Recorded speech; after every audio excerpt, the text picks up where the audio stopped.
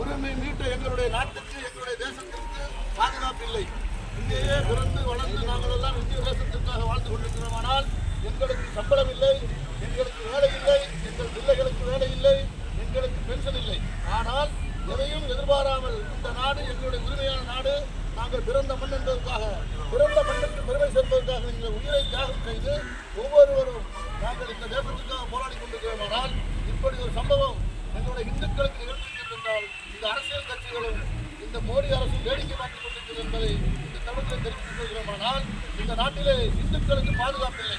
வாழ வந்த வந்தேர்கள் எல்லாம் இங்கே வாழ்ந்து கொண்டிருக்கிறார்கள். ஆனால் அவர்கள் வாயும் இந்த பின்பகுதியை மூடிக்கொண்டிருக்கும் போது இந்த நாட்டிலே காவல்துறையும் சரி, உளவுத்துறையும் சரி, சட்டங்கள் எல்லாம் நாங்கள் எதையும் குற்றங்களை மதித்து காவல்துறையை இந்த காவல்துறை துணையாக இருந்து கொண்டு எல்லோரும் இந்துக்கள், இந்த நாடு இந்து நாடு, இந்த எங்களுடைய நாட்டை வாழ வந்தவர்களுக்கு வழிவகை வேண்டும் என்பதற்காக வழிபடுத்திக் கொண்டு நாங்கள் பாதுகாவலர்களாக, சம்பளம் வாங்காத பாதுகாவலராக, காவி படைகளாக இங்கே வளம் வந்து கொண்டிருக்கிறோம். ஆனால் இந்த அநீதிக்கு எந்த கட்சிகளும் குரல் கொடுக்கவில்லை.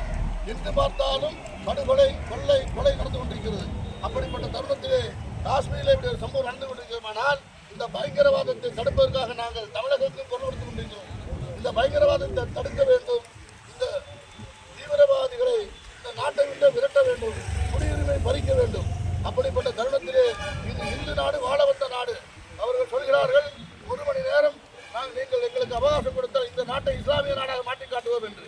ஆனால் வாழ வந்தவர்களை விடவிட வேண்டும் என்பதற்காகத்தான் நாங்கள் வாயை மூடிக்கொண்டிருக்கிறோம். ஆனால் 1 மணி நேரத்திலே அரசாங்கம் எங்களுக்கு கையில் ஒப்படைத்துவிட்டு வாக்கிட்டாக்கி ஆஃப் பண்ணி சுவிட்ச் ஆஃப் பண்ணி செய்தார்.